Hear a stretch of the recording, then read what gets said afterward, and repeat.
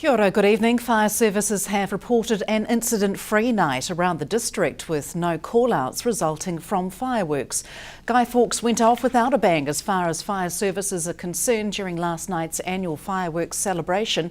Any chance of purchasing fireworks is now over for another year after the three-day sales window ended yesterday. Prime Minister John Key reported in media yesterday as saying a complete ban on fireworks seems inevitable. Yesterday, a 25,000 plus signature petition was presented to Parliament, supported by police, fire service and the SPCA, calling for a ban on domestic sales. A parliamentary select committee has invited petition organisers to make a formal submission on November 26th. So it could be that fireworks will be banned from sale in the future. I asked people on the street today for their reaction. It's kind of a buzzkill. Yeah. Grew up with fireworks, so they're cool. You don't ban something that everyone loves. Yeah, no, I wouldn't want them banned. Don't like them Why not? because they're dangerous. In what way? Well, people go silly with them. So you would be a supporter of having them banned altogether? Yep, totally. Yep. Would you still go and see them at public events if you had the choice? At public events I would. Yeah, we did when the kids were younger, but no, not this year. Any thoughts on the possible ban of fireworks? No, as long as they're used carefully and wisely, I don't see a reason why they can't stay. I think it's a bit pointless, really. I'd get a bit, I'm a bit defensive about that because I've grown up loving fireworks and all that kind of thing. Although I don't really see a point in most people buying fireworks anyway.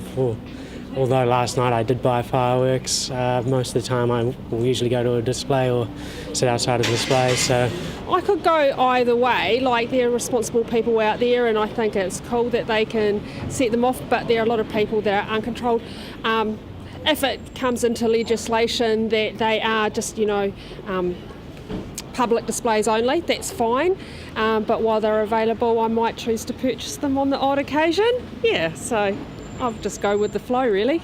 They're fun, but at the end of the day, people do get hurt from them, and yeah. So you'd be quite happy to go to a public event and see them? Yeah, definitely, yeah. Now that's good. New Year's and all that, yeah, that's...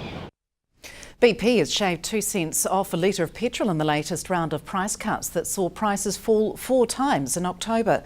The price of petrol is the lowest it's been all year, with diesel lower than it's been in 18 months, relieving the financial pressure on transport providers. Oil prices have fallen 30% since the month of June, making the current value of a barrel of crude the lowest since 2010. AA Petrol Watch spokesperson Mark Stockdale says if the value of the New Zealand dollar had not fallen by 10 cents against the US counterpart, in the past months motorists could have been paying as little as $2 a litre of petrol. Lifestyle block owners with animal-related questions had them answered at last night's SIT Veterinary Nursing Student Organised Expo. The rural animal technician students gave advice on topics such as parasite control, vaccination, worming programs and hoof care. The organisation of the Lifestyle Expo is part of the second-year students' assessment. We're running a lifestyle block expo for anybody that wants to come along and find out more about how they can look after their animals and get the most potential out of the animals that they've got on their lifestyle block with regards to nutrition, breeding, the young stock, diseases that they need to be made aware of, and also national things like NATE tagging and TB that you need to be aware of if you're moving animals around the country, parasite control, how to handle your animals, and what is the best welfare for them as well. Because some people have bought lifestyle blocks, some are former farmers, but others, the majority are city slickers, and there's a few lessons to be learned, isn't there? There is, yes, and apparently most lifestyle block owners only last for a couple of years before they've had enough. So we're trying to get the longevity into lifestyle blocking and sort of share the knowledge that can be gained and to get the most out of their production animals, because they don't normally have very many. They've normally only got a few animals, and so just to get the most out of the money that they've spent buying these. And this is a growth industry, isn't it? Yes, very much so. It's definitely a growth industry. And seeing all the products around us, there's a lot of people, businesses, local and national, catering to those needs. Lots of local businesses and national have been really supportive and helped us out with loads of prizes and giveaways, which we're really thankful for. And there is a lot of businesses around Invercargill supporting lifestyle block owners. What do you think the most important messages are for people thinking about owning a lifestyle block before they take that step? Should they be attending something like this first, or is there another way of educating themselves? I think it would be a great idea to come to one of these expos, also to visit their local vets, find out what animals are suitable for the area that they live in, and there's lots and lots of people, so talk to any friends, family, or any other livestock block owners like their neighbours, find out what works in the area, and find out what the actual prices are for meat for the pigs, sheep and beef. And the students yourselves, full involvement, this is part of the assessment process? This is part of our assessment process, yes. We've all come from around the country really to come and study here, and so it's a great course that once we've finished we'll hopefully be able to go out and work and treat farms, dairy, sheep and help livestock block owners. So they'll be a big part of our business as well. Stay with us. Still to come on the bulletin, a visit from the new Chinese Consul General, and more couples are taking the childless option.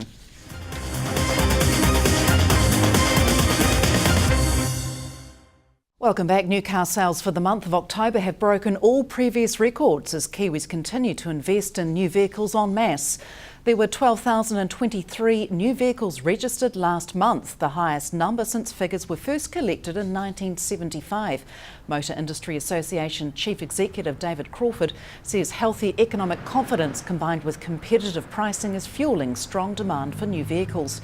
He says the real price of new vehicles has fallen 22.5% over the past 20 years when compared to the Consumer Price Index or CPI.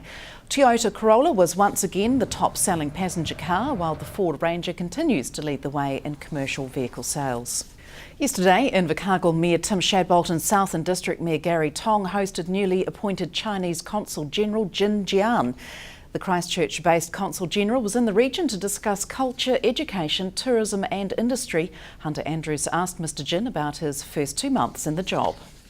I should say I enjoy every minute of my stay here in New Zealand. This is my first time to be to your country.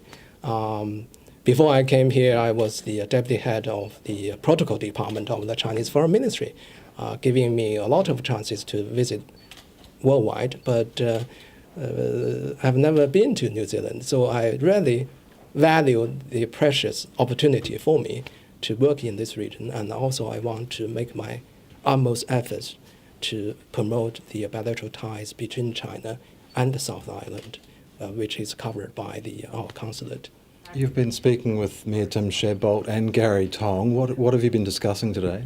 We have covered various subjects, and mainly on the issues of how to promote the sister city relationship between Invercargill and the city of Southland. I personally believe that there is a bright future for this relationship based on the following factors. One is both cities have some advantages in certain areas.